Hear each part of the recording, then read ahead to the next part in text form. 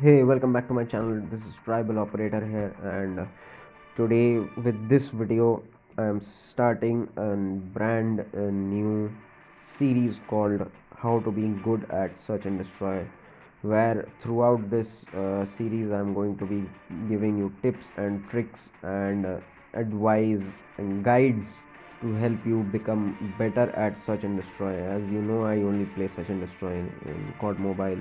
That is the game mode I have fallen in love with, and it is absolutely fantastic. It is a mixture of strategy as well as aggressive gameplays. So if you're new to the channel, make sure to hit that subscribe button and the bell icon, and I don't care if you use a grenade to destroy that subscribe button or use a shotgun to shoot it out. Make sure to just destroy that subscribe button. And so let's start the video. Today I'll be discussing with you simply the settings that are required to make you good at search and destroy.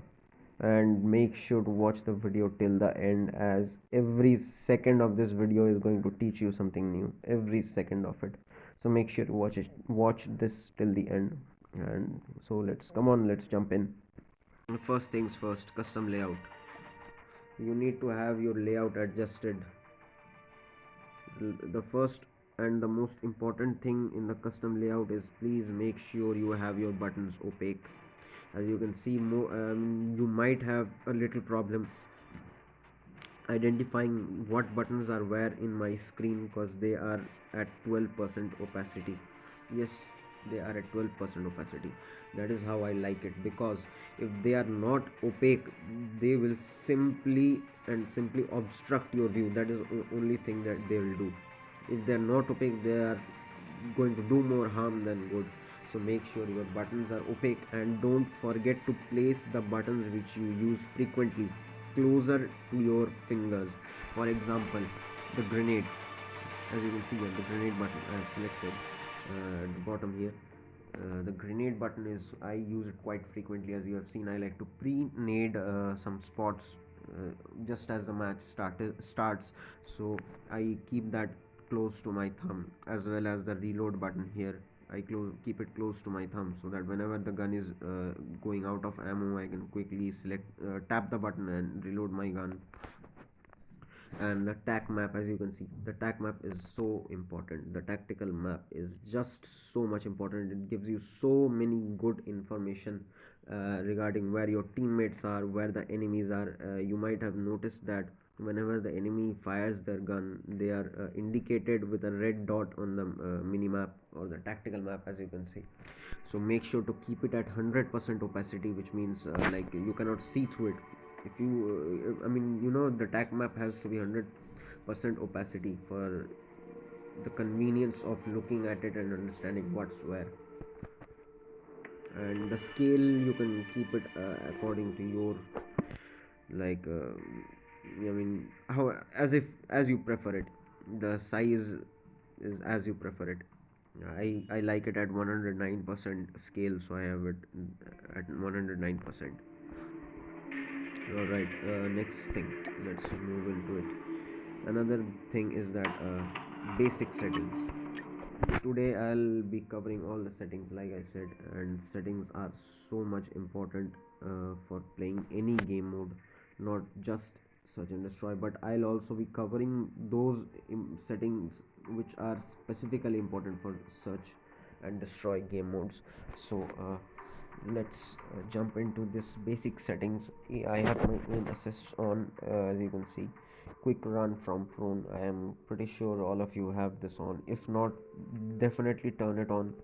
What this means is that once you have gone prone, you can like slide your left joystick, and he will automatically stand up and start running. So you don't have to press the jump button or the crouch button or whatever it is to unprone your player. Then I have the fixed virtual joystick display position, which means that my left joystick is fixed. I mean, I feel it comfortable that way. You can most definitely keep it floating if you prefer it. but I would surely recommend you to have it fixed, because sometimes you can like press some other button if it is floating. Sometimes you misjudge it. Sometimes if you're holding it too low on the lower edge of the screen, your player will not properly move backwards, so it might have some issues. That is why it is better to have it fixed. Then I have this tap to ADS and other things are as usual as it is. My sprint, always sprint, that is the sprint sensitivity is at 70%, which means I can like move my finger less to make my player sprint, which comes in really handy in intense situations where I don't have to concentrate too much on how much I am moving my finger to make my player run. I can just simply like make less finger movement and the player will still be running. So this comes in real handy. Now, the most important thing, audio settings. Audio settings are some of the most important things in search and destroy, and yet not many people talk about it. Not many people talk about it, trust me. Not even a lot of pro players do this. The thing is that you need to have your ambient volume as low as possible and keep it at zero. It doesn't mind.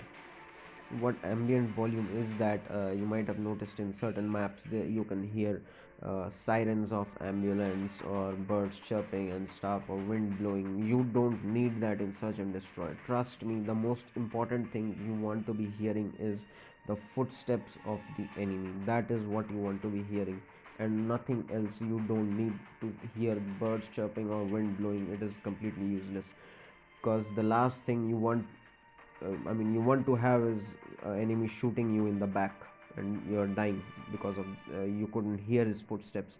Now the thing about footsteps is, not everyone, I'll repeat, not everyone uses the dead silence perk, which is the most powerful perk in the whole game. So you can take advantage of that. If you can hear a footstep of the enemy, you can very well know where he is, and you can also sometimes predict what he will do or where he will go. So it is most important that you have your uh, ambient volume down. And next thing, SFX. Now there's a problem with this SFX. I wish they had broken it down further. Like right now the SFX volume covers everything from grenade explosions, gunfire to footstep sounds, everything. So make sure you have that turned on to 100, that is full. That is what you need. Master volume should be full. UI volume, like user interface volume, the button sounds and stuff, you don't really need that, so I have reduced it. Now a voice chat, yeah, definitely keep the voice chat full, because you definitely want to be hearing call outs from your teammates. For example, like if someone gets shot inside a house and they call it out that yeah, he's on the second floor of so and so house, it really helps. It minimizes your work and increases your chances of survivability, because you know where the enemy is, so you are alert at all times. So this is the audio settings you want to have. So again, make sure to have your ambient volume turned down. All right, now let's move on to sensitivity. I use fixed speed sensitivity. You can use whichever you feel comfortable with. And sensitivity switch is that you must keep it at switch while opening ADS, which means it is going to quickly change. It won't take time to change the sensitivity. Like there's different sensitivity when you're using just the like first person camera, and when you have your ADS camera, both are different. So make sure to keep it at switch while opening ADS. And next thing is camera sensitivity. I'm playing on a cell phone, so a mobile phone, and the screen is pretty small, so I have a high sensitivity tendency, because I have less space to move my finger around. So as you can see, the camera sensitivity. I have my standard camera sensitivity, and all others you can screenshot it if you want, but I would still prefer you to use your own sensitivity that you're comfortable with. uh, I have seen a lot of people copy others sensitivities, but it is not that. Sensitivity is something that you should feel comfortable, and you should use that sensitivity which you're comfortable with. Next, firing sensitivity. I have the whole thing here. Firing sensitivity, as you can see, like again, ADS sensitivity, as you can see, 142. That is quite high, but still, like I said, I play on a mobile phone, and I have less space to move my finger around. So you can most definitely take a screenshot of it and apply it if you want. But if another advice is, next thing I would rather say, the next thing is sensitivity. I would advise you something. If you're struggling to find your own perfect sensitivity, then make sure that, I mean, play a little bit with your sensitivity, but give yourself some time to adjust to a particular sensitivity. Don't like keep shuffling each day. Give give yourself give yourself some time. Like, if you have selected this particular sensitivity which is right now on the screen, play with it for like 2 days, 3 days, 4 days. If you feel uncomfortable with it, definitely go ahead and change it. But don't like keep changing it. Like, today you're using this sensitivity, then again the next day you change it to something else. That way you're never going to find your comfortable sensitivity spot, because you're continuously changing around and not giving your muscle memory something to adjust to. So give yourself some time, choose a particular sensitivity, play a few days with it, and then if you feel comfortable, keep it. If you feel uncomfortable, change it, and see, might just something might just click, you know. So that will be all for this video, and for this episode. I'll see you guys in the next one, and stay safe out there.